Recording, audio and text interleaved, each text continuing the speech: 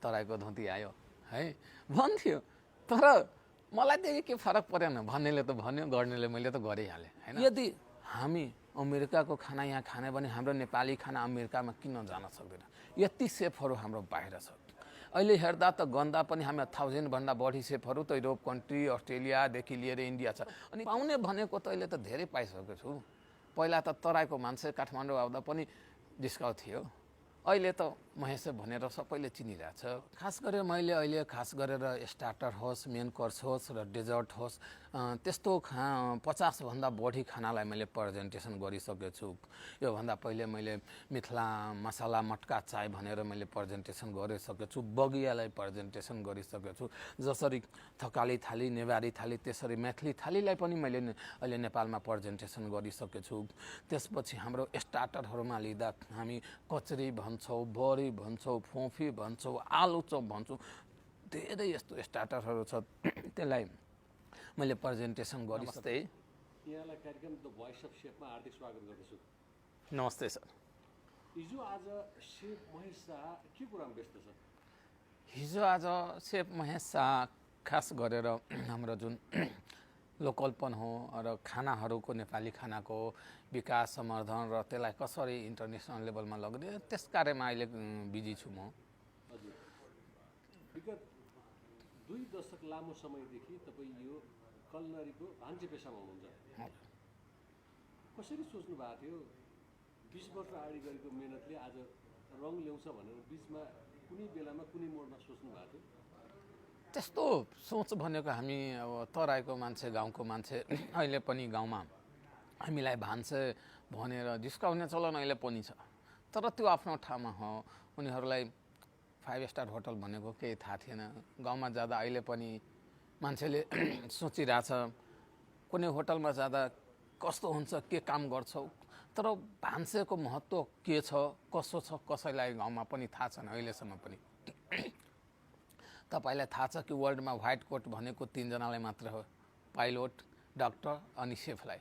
त्यही भएर आजको दिनमा यत्रो यो हलचल या यत्रो ठुलो एउटा अभियान स्टार्ट हुन्छ भने त्यो थाहा थिएन। तर यो थाहा थियो कि भोलिको दिनमा गर्दा जाँदा इन्डियाको सेफहरूलाई हेर्दा यति वर्ष 10-15 वर्ष इन्डियामा काम गर्दा, दुबईमा काम गर्दा, सौदीमा काम गर्दा, तर यो थाहा थियो कि भोलिको दिनमा यसलाई यदि हामीले अगाडि लग्यो भने यसबाट हामीलाई धेरै कुरा मिल्छ र यसलाई एउटा स्वरूप पनि पाउँछ। अनि यसलाई यदि हामीले राम्रोसित डेमोन्स्ट्रेसन पार्टमा लग्यो भने, एउटा रूप दियो भने भोलिको दिनमा यो अगाडि बढ्छ भन्ने आशा त त्यो थियो।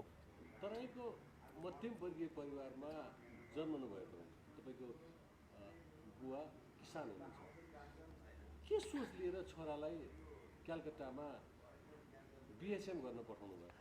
अब गाउँमा हुँदा बुवा अब 12 और आइकम पहिलाको जमानामा गरेको, अनि त्यसपछि बुवालाई पहिला अब जागिर गर्दा मेरो आफ्नो बाबाको धेरै खेतहरू थियो, कसैलाई जब गर्न दिँदैन थिए। अनि के जब गर्ने भनेर बुवालाई भन्थे। पहिला बुवालाई पुलिस इन्सपेक्टरमा भएको थियो, त्यसपछि बुवा छोड्नु भयो, त्यसपछि के अरे ब्याङ्कमा भयो, नेपाल राष्ट्रिय वाणिज्य ब्याङ्कमा जागिर। उहाँ अहिले म्यानेजर पोस्टबाट रिटायर भएर अहिले गाउँमा खेती गर्दै हुनुहुन्छ। तर त्यो बेला कसैले यो कुराहरूमा या हामीले पनि त्यति केही अब्जर्भ गरेन।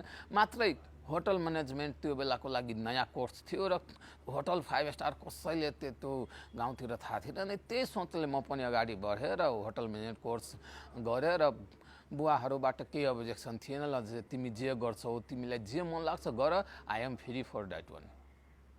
परिवारको राम्रो सपोर्ट भयो तपाईँलाई।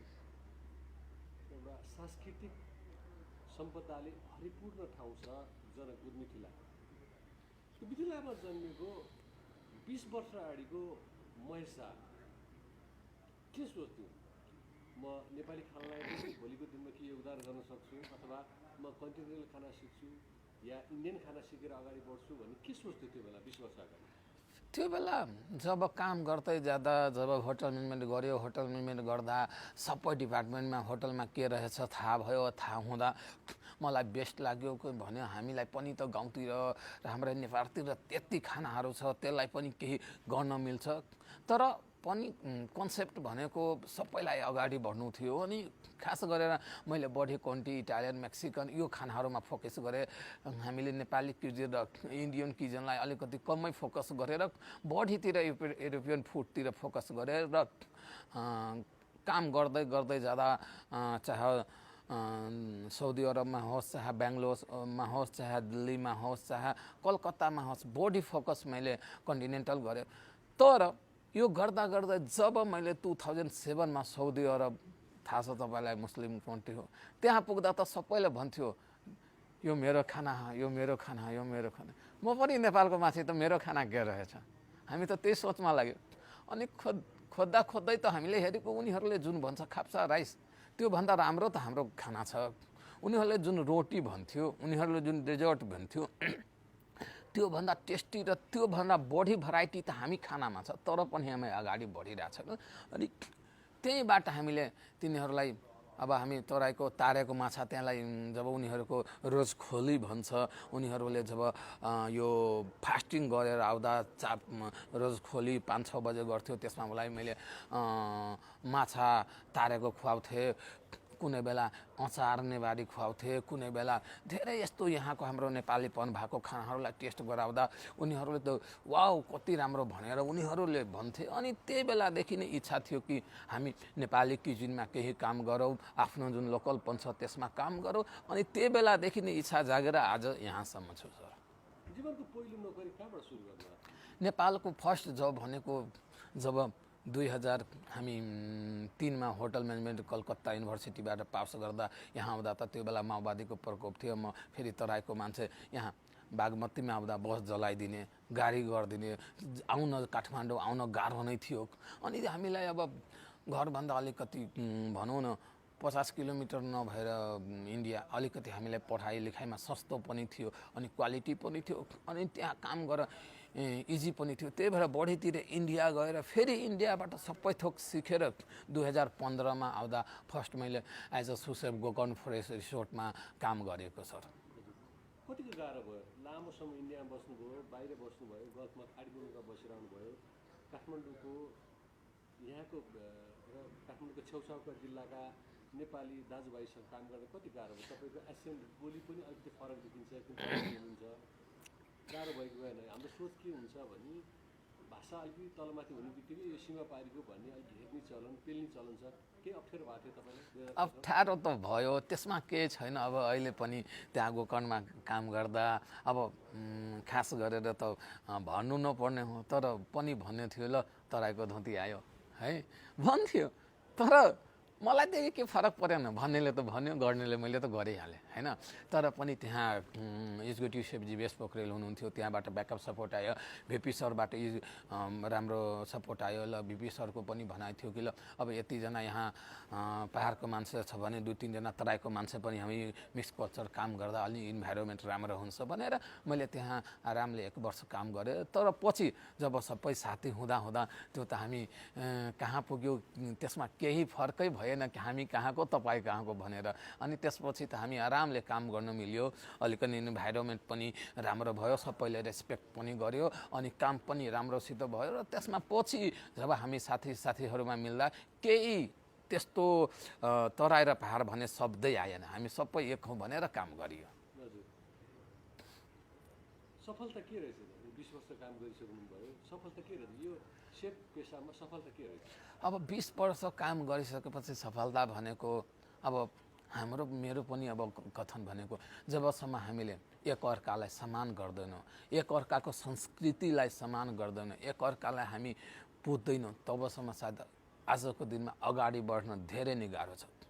जबसम्म हामी तराईको मान्छे हिमालको खाना खाँदैन, हिमालको मान्छे पहाडको खाना खाँदैन, पहाडको मान्छे तराईको खाना खाँदैन भने हामी होटल इन्डस्ट्रीमा कसरी हाम्रो खानालाई हामी इन्टरनेसनलमा लग्ने? पहिला त हामी आफ्नो घरबाट स्टार्ट गरौँ नि।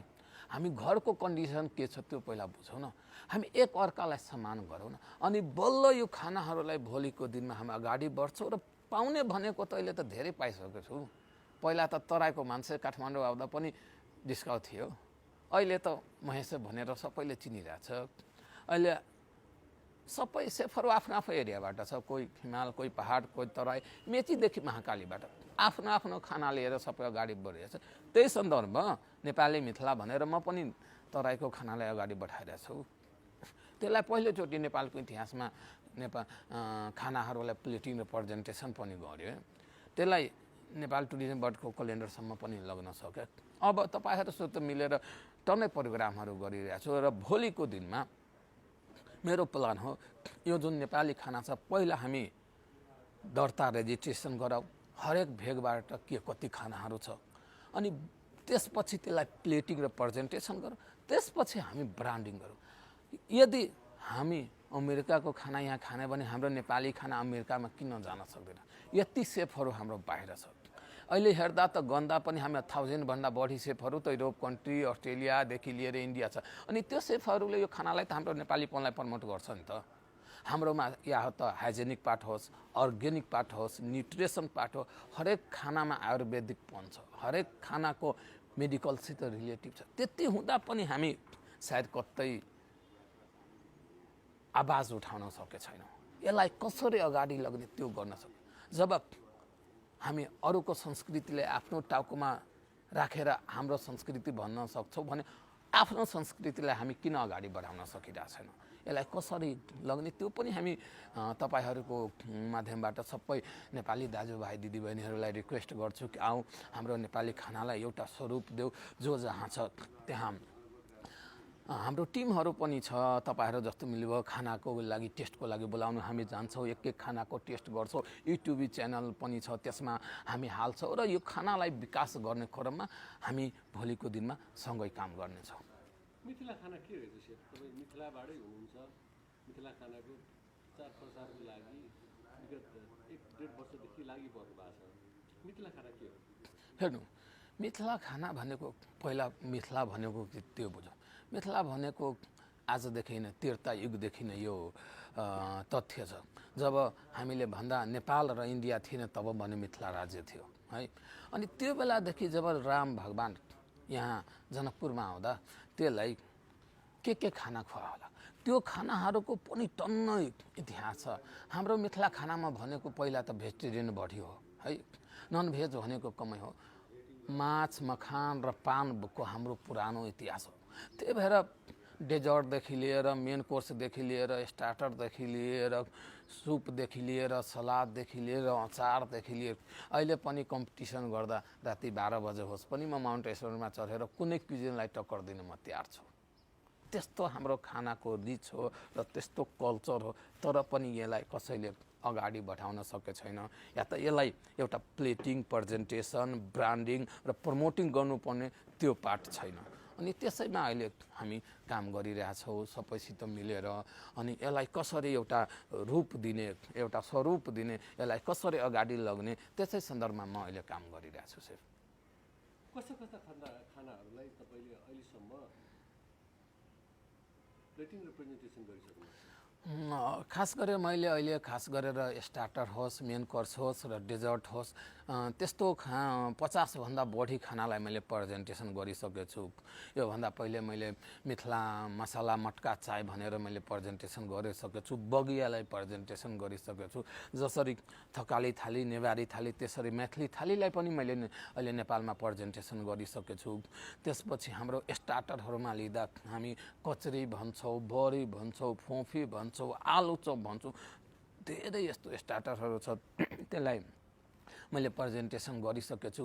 अहिले डेजर्टमा लिँदा हामीले मखानको खिर भन्छौँ, मालपुवा भन्छौँ, जिलेबी भन्छौँ, त्यस्तो गरेर धेरै जस्तो डेजर्टहरू पनि छ अहिले कि अहिले मार्केट यसलाई प्रेजेन्टेसन गर्न बाँकी नै छ, तर प्रोसेस भनेको हाम्रो जारी नै छ। तराई बाहिर तपाईँ मात्रै सेफ हुनुहुन्न, धेरै सेफहरू छन्। ती सेफहरू कसैले पनि चासो छैन कि मिथिलाको खाना, तराई भेगको खाना अगाडि ल्याऊ भन्ने। तपाईँलाई चाहिँ कहाँबाट काबुती लाग्यो? किन चासो यति बढी चिलाइरहेको छ, शरीरमा खुजली भइरहेको छ कि तपाईँले मात्रै गर्नुपर्ने भनेर? होइन, सबैको आफ्नो आफ्नो काम हो। अब जसलाई राम्रो लाग्छ उसलाई लाग्छ कि यो गर्नुपर्ने जसले गरिरहेछ, जसलाई राम्रो लाग्छेन भने त्यसलाई म त केही भन्न चाहन्छु होइन। तर जुन हाम्रो काम हो, जुन हाम्रो एउटा एज अ संस्कृतिलाई अगाडि बढाउने जुन हाम्रो परम्परा हो, त्यो त हामी गर्नु।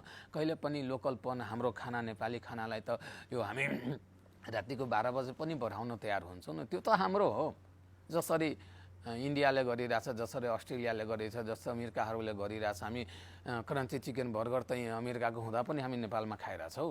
उसले आफ्नो संस्कृतिलाई हाम्रो टाउकोमा हालिरहेछ, हामी एक्सेप्ट गर्छौँ भने हामी आफ्नो संस्कृतिलाई अगाडि किन नबढाउने, त्यो पनि कुरा आइरहेछ नि सर। हामी कार्यक्रमको अन्तिमतर्फ आइरहेछौँ। सेफ महेश शाहको सफलताको सूत्र के होला?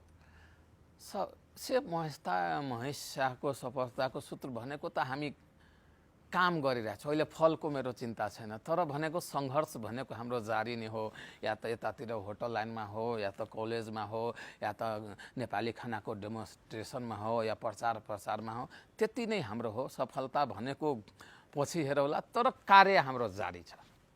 तपाईँले अहिले मिथिला खानाको खोज अनुसन्धान R&D गर्नको लागि कसले फन्डिङ गरिरहेछ? फन्डिङ कसैले गरिरहेको छैन। म वान म्यान आर्मी हो। अब यताबाट अफिसबाट कमायो, उताबाट गाउँतिर आफ्नै खर्च गरेर यो गरिरहेको छु। भोलिको दिनमा अहिले प्रदेश सरकारहरूलाई पनि भनिसकेको छु, तर हामी हाम्रो प्रदेश सरकारहरू सायद अलिकति बुझ्या छैन, त्यसलाई बुझाउन अलिकति टाइम लाग्छ। तर हेरौँ भोलिको दिनमा के हुन्छ, तर हाम्रो कार्य सायद जारी नै रहनेछ। सेफ महेश शाहको भावी योजनाहरू केही छ? म चाहिँ मिथिला खानालाई यस्तो गर्छु, यहाँ यो स्थानमा पुऱ्याउँछु भन्ने केही तपाईँले प्लानिङहरू, कार्ययोजनाहरू बनाउनु? हजुर, कार्ययोजनाहरू अहिले खास गरेर मेरो प्रोग्रामहरू जस्तो युएसएमा 21 डेजको प्रोग्राम छ, स्कटल्यान्डमा 7 दिनको प्रोग्राम छ, कतारमा 7 दिनको प्रोग्राम छ। यहाँसम्म कि मैले नरेन्द्र मोदीको आमालाई पनि खुवाउने प्लान गरिसकेको छु। त्यसपछि अरू पनि टन्नै अहिलेसम्म 29वटा प्लान छ। अब वन बाई वन कार्य भइरहेछ। अब यसमा अलिकति सपोर्टिङको जरुरी छ। अब हेरौँ कहाँबाट के सपोर्टिङ आइरहेछ, तर रिक्वेस्ट भनेको मैले सबैलाई गरिरहेको छु कि यसो आउनु, मिलेर काम गर्नु। तर यसलाई अगाडि बढाउने यसको प्लानिङहरू पहिला त मेरो 2 नम्बर प्रदेशमा नै जति खाना छ त्यसलाई दर्ता गराउने, त्यसबाट सायद मैले होटल एसोसिएसन नेपाल, जनकपुर उद्योग वाणिज्य सङ्घ र या त्यहाँको सर संस्था सबैलाई आह्वान गरेछु। सायद यो काम 1 महिना या 10 भित्रमा मलाई गरिसक्नु पर्ने हो। त्यो पनि आशा छ र यसमा हामी प्लानिङहरू अहिले जारी नै छ। सेफसँग कुरा गरेर धेरै रमाइलो भयो। मिथिला खानाको बारेमा तपाईँले गर्नुभएको योगदान, परिश्रम एकदम सम्माननीय छ। यत्रो सेफ हुँदाहुँदै पनि कसैले पनि वास्ता गरेन, तपाईँले वास्ता चासो दिएर आफ्नो नोकरीबाट आएको आर्थिकले घर पनि चलाउनु भएको छ र यो खाना खोज अभियानमा त्यसलाई आफैले फन्डिङ पनि गरेर अगाडि बढ्नु भएको छ। आशा गर्छु सुरुको यो कदम नेपाली खानाको चौतर्फी विकास र प्रवर्धनको लागि एउटा कोशी ढुङ्गा साबित हुनेछ। आगामी दिनहरू पनि हामी भेट्ने बात छ। आज हामी बिदा हुन्छौँ। नमस्ते।